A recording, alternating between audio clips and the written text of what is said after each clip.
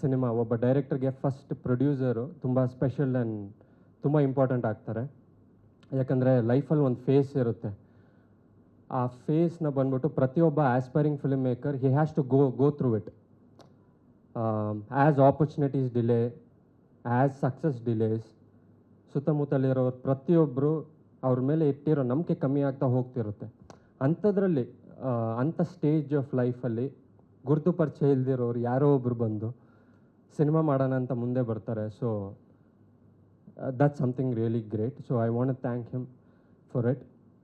ಅದಾದಮೇಲೆ my co writer Lavanya who's been a huge support to me and her contribution has really shaped the story well. So thank you so much for it. My DOP, my editor, more than technicians, they are like my brothers who have really worked hard for the promo and the film. And Sanjay, first time lead ಆಗಿ ಮಾಡ್ತಿದ್ದಾರೆ and ಅವರು ಸಿಕ್ಕಾಪಟ್ಟೆ efforts ಹಾಕ್ತಿದ್ದಾರೆ ಸಿನಿಮಾಗೆ. So yes, so as a team ಆಗಿ ಎಲ್ಲರೂ ಕಷ್ಟಪಟ್ಟು ಅನ್ನೋದಕ್ಕಿಂತ ಶ್ರಮಪಟ್ಟು ಒಂದು ಒಳ್ಳೆ ಸಿನಿಮಾ, ಇಷ್ಟಪಟ್ಟು ಒಂದು ಒಳ್ಳೆ ಸಿನಿಮಾ ಡೆಲಿವರ್ ಮಾಡೋಕ್ಕೆ ನಾವೆಲ್ಲರೂ ಪ್ರಯತ್ನ ಪಡ್ತೀವಿ. ಆ್ಯಂಡ್ ಎಸ್, ನನ್ನ ಹೆಸರು ಕೆವಿನ್.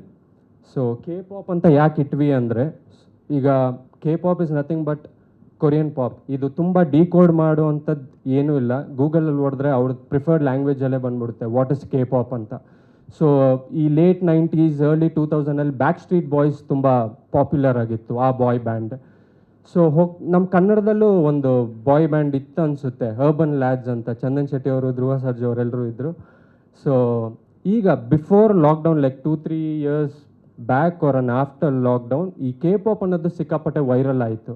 ಸೊ ಈ ಸಿನಿಮಾ ಮುಖಾಂತರ K-pop ಅವರ ಇಂಪ್ಯಾಕ್ಟ್ ಎಷ್ಟಿದೆ ಇಂಡಿಯಾದಲ್ಲಾಗಿರ್ಬೋದು, ಗ್ಲೋಬಲ್ ಲೆವೆಲಲ್ಲಾಗಿರ್ಬೋದು, ಯಾವ ಮಟ್ಟಕ್ಕೆ ಇಂಪ್ಯಾಕ್ಟ್ ಇದೆ ಅನ್ನೋದನ್ನು ತೋರ್ಸೋಕ್ಕೆ ನಾವು ಹೊರಟಿದ್ದೀವಿ. ಅದು ಮಾತ್ರ ಅಲ್ಲದೆ ಈ K-pop ಅನ್ನೋ ಎಲಿಮೆಂಟ್ ಮುಖಾಂತರ ಸಾಕಷ್ಟು ವಿಚಾರಗಳನ್ನ ನಾವು ಹೇಳಕ್ಕೆ ಹೊರಡ್ತಾ ಇದ್ದೀವಿ. ಸುಮಾರು ಪಾಯಿಂಟ್ಸ್ ಇದೆ. ಅದರಲ್ಲಿ ಲೈಫಲ್ಲಿ ಬೇಕಾಗಿರೋ 2 ಇಂಪಾರ್ಟೆಂಟ್ ಪಾಯಿಂಟ್ಸ್ನ ಈ ಸಿನಿಮಾದಲ್ಲಿ ಹೇಳಕ್ಕೆ ಹೋಗ್ತಾ ಇದ್ವಿ. ನಮ್ಮ ಡೇ ಟು ಡೇ ಲೈಫಲ್ಲಿ ಆನ್ ಅ ಡೈಲಿ ಬೇಸಿಸ್ ಒಬ್ಬ ಮನುಷ್ಯ ಮಾಡಬೇಕಾಗಿರೋ ಈ 2 ವಿಚಾರ ತುಂಬ important. But we fail to do it, we fail to implement it in our lives. So ಅದನ್ನು ಹೇಳಕ್ಕೆ ಹೋಗ್ತಾ ಇದ್ದೀವಿ. ಸೊ ಎಸ್, ಸುಮಾರು ಲೇಯರ್ಸ್ ಇರೋದ್ರಿಂದ ನಿಮಗೆ ಸಿಕ್ಕಾಪಟ್ಟೆ ಕ್ಯಾರೆಕ್ಟರ್ಸ್ ಬರ್ತಾರೆ. ಶನಿಮಾತ್ಮ ದೇವ್ರು ಅವ್ರೇನು ಮಾಡ್ತಿದ್ದಾರೆ, ಯಮಧರ್ಮರಾಜ ಅವ್ರೇನು ಮಾಡ್ತಿದ್ದಾರೆ, K-pop ಅನ್ನೋ ವರ್ಲ್ಡಲ್ಲಿ ಏನು ಮಾಡ್ತಿದ್ದಾರೆ. So they've all come to teach a lesson to the Gen Z crowd. So ಇಷ್ಟು ಹೇಳ್ಬೋದು. ಏನಾದರೂ ಕ್ವೆಶನ್ಸ್ ಇದ್ದರೆ.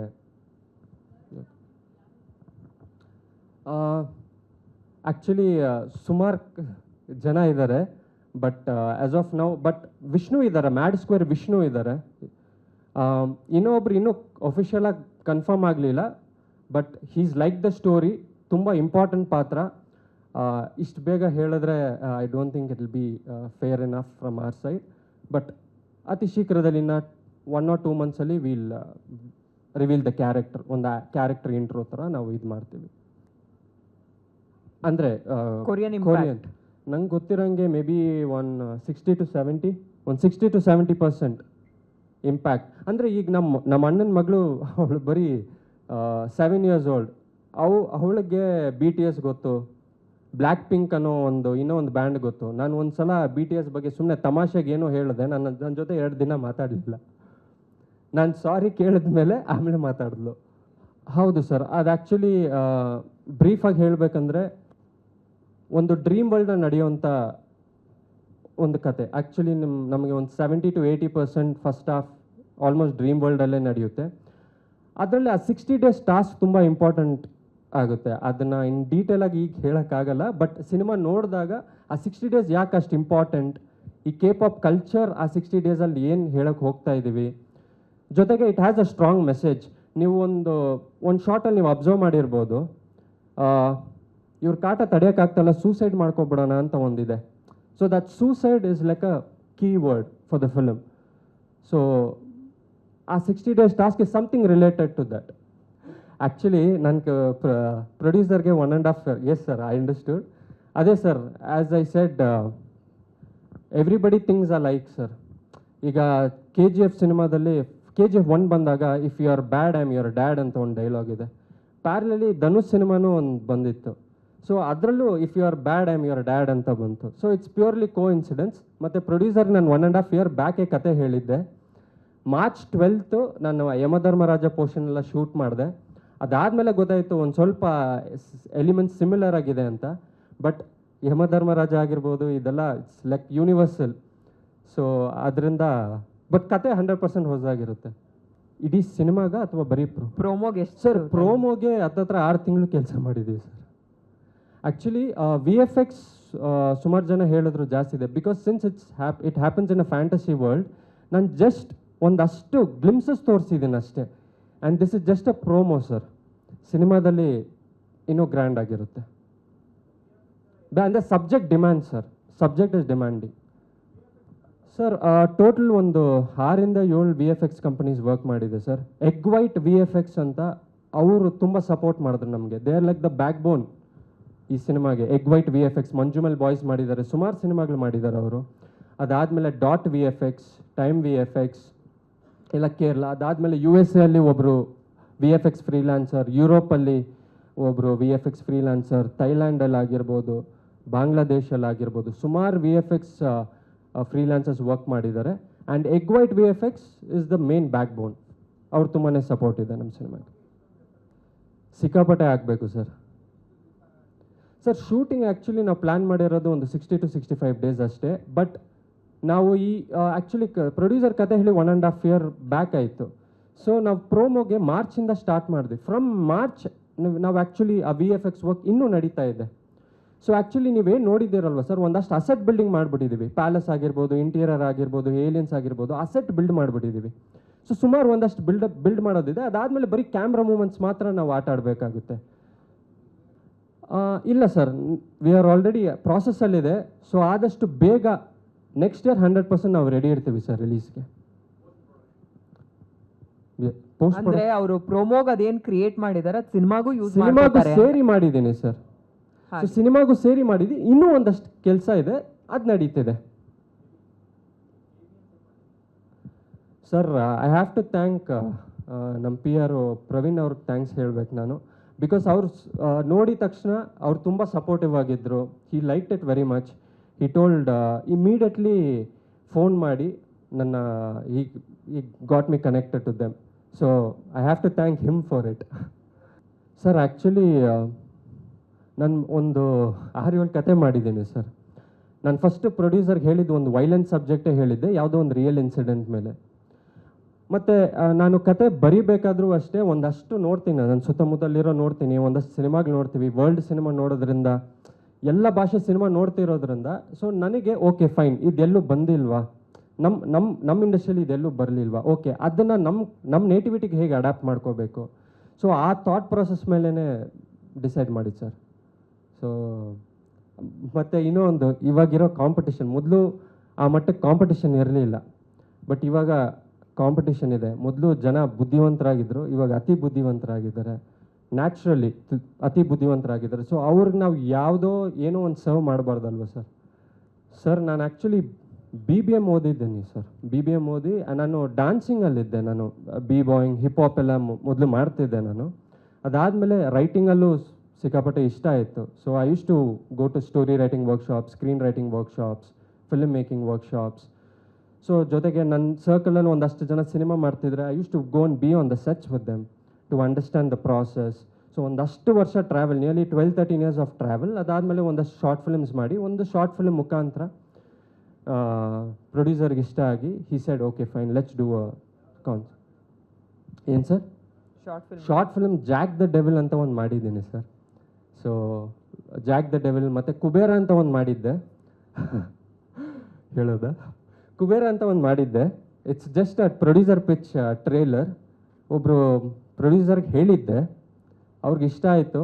ಅದಾದಮೇಲೆ ಮಾಡೋಣ ಅಂತ ಹೇಳಿದ್ರು.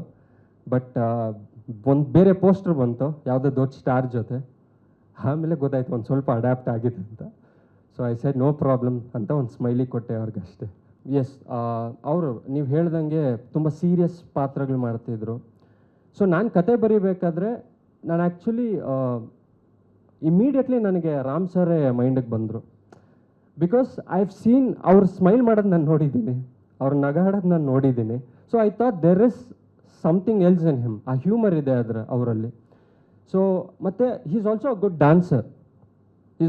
ಡ್ಯಾನ್ಸರ್, ನಾನು ಆ್ಯಕ್ಚುಲಿ ಹೇಳಿದೆ ಈ ಥರ ಹಿಂಗೆ ಡ್ಯಾನ್ಸ್ ಆಡ್ಬೇಕು ಸರ್, ನೀವು ಹೇಗೆ ಮ್ಯಾನೇಜ್ ಮಾಡ್ತೀರಿ? ಇಲ್ಲ ಗಿವಿ, ನಾನು ತುಂಬ ಚೆನ್ನಾಗಿ ಡ್ಯಾನ್ಸ್ ಆಡ್ತೀನಿ ಅಂದರು. ಅವ್ರ ರಿಹರ್ಸಲ್ಸ್ ಬಂದಾಗಲೂ ಅಷ್ಟೇ, then I got to know. So ಅಲ್ಲಿ ಗೊತ್ತಾಯಿತು ನಾನೇನು ಥಿಂಕ್ ಮಾಡಿದ್ದೀನಿ ಇವ್ರು ಕರೆಕ್ಟಾಗಿರ್ತಾರೆ. So even he like the story very much. So even he is also willing to experiment and see how this goes. Complete ಎಲ್ಲ ಥರ ಇರುತ್ತೆ ಸರ್, ಒಂದು ಕಂಪ್ಲೀಟ್ ಬೇರೆ ಶೇಡೇ ಅವ್ರದ್ದು ನೀವು ನೋಡ್ತೀರಾ. And you'll enjoy his character sir, you'll definitely enjoy his character. ಮತ್ತು dance ಅಷ್ಟೇ ಒಂದು ಚಿಕ್ಕ ಗ್ಲಿಮ್ಸ್ ಥರ ಕೊಟ್ಟಿದ್ದೀವಿ ಅಷ್ಟೇ. There is lot more dancing that he has to do in the film. Almost ಇದು 4 ಡೇಸ್ ಶೂಟ್ ಮಾಡಿದ್ದೀವಿ. 4 ಡೇಸ್ ಶೂಟ್ಗೆ 6 ಮಂತ್ ಪ್ಲ್ಯಾನಿಂಗು. ಯಾಕಂದರೆ ನಮಗೆ ಒಂದು ಸೆಟ್ಟಲ್ಲಿ ಒಂದೊಂದು ಡೇ ಎಲ್ಲ ಒಂದು 600 ಮೆಂಬರು 300 ಮೆಂಬರು ಅಷ್ಟು ಕ್ರೂ ಹಿಡ್ಕೊಂಡು ಮಾಡೋದಿತ್ತು.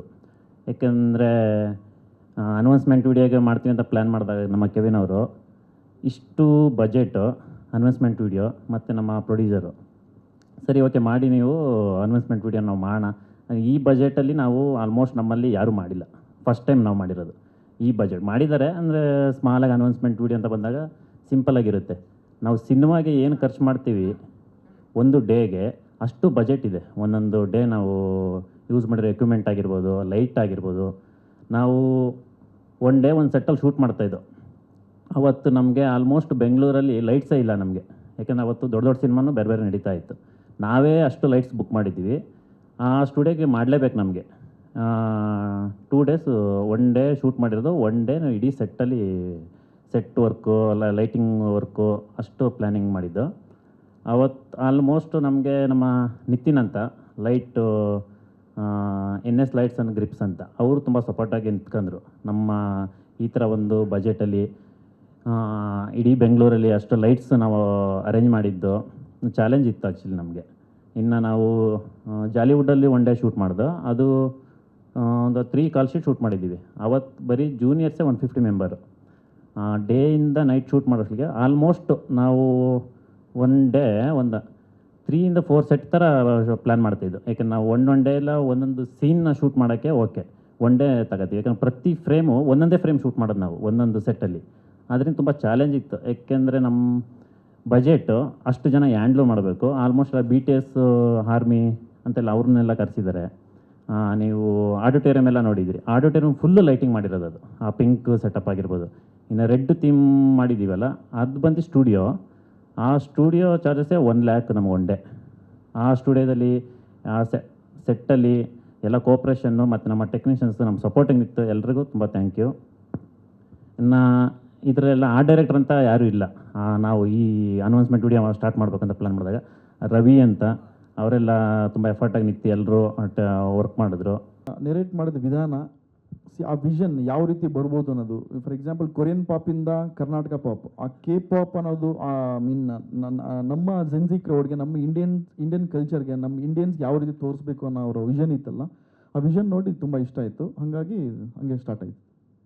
ಓಕೆ, ನಿಮ್ಮ ಇಂಟ್ರೊಡ್ಯೂಸ್ ಮಾಡ್ಕೊಂಡು ಎಲ್ಲರೂ, ಬಿಕಾಸ್ ಹೊಸ ತಂಡ ಆಗಿರೋದ್ರಿಂದ ಮಾಧ್ಯಮದವ್ರಿಗೆ ನಿಮ್ಮ ಇಂಟ್ರೊಡಕ್ಷನು ಆಗಿಬಿಡಲಿ ಅಂತ. ಸೊ ನಿಮ್ಮನ್ನು ನೀವು ಇಂಟ್ರೊಡ್ಯೂಸ್ ಮಾಡಿಕೊಂಡು ಎಲ್ಲರೂ ಟೀಮ್ ಬಗ್ಗೆ ಮಾತಾಡ್ತಾ ಹೋಗಿ. ಓಕೆ, ನನ್ನ ಹೆಸರು ಅಲಗಾನಿ ಕಿರಣ್ ಕುಮಾರ್ ಅಂತ.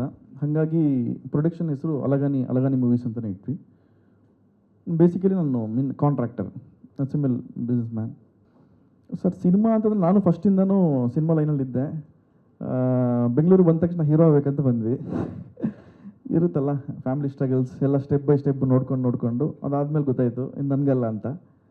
ನಿಧಾನಕ್ಕೆ ಬಿಸ್ನೆಸ್ ಲೈನ್ ಬಂದ್ವಿ. ಮತ್ತು ಆ ಡ್ರೀಮ್ ಅನ್ನೋದು ನನಗೆ ಉಳ್ಕೊಂಬಿಟ್ಟಿರುತ್ತಲ್ಲ, ಹಾಗಾಗಿ ನನ್ನ ಕೈಯಲ್ಲಾಗಿಲ್ಲ, ಅಟ್ಲೀಸ್ಟ್ ನನ್ನ ತಮ್ಮನ ಕೈಯಲ್ಲಾಗಿಲ್ಲ ಅಂತ ಅವನ ಕೈಯಲ್ಲಿ ಮಾಡಿಸ್ತಿದ್ದೆ ಅಷ್ಟೇ.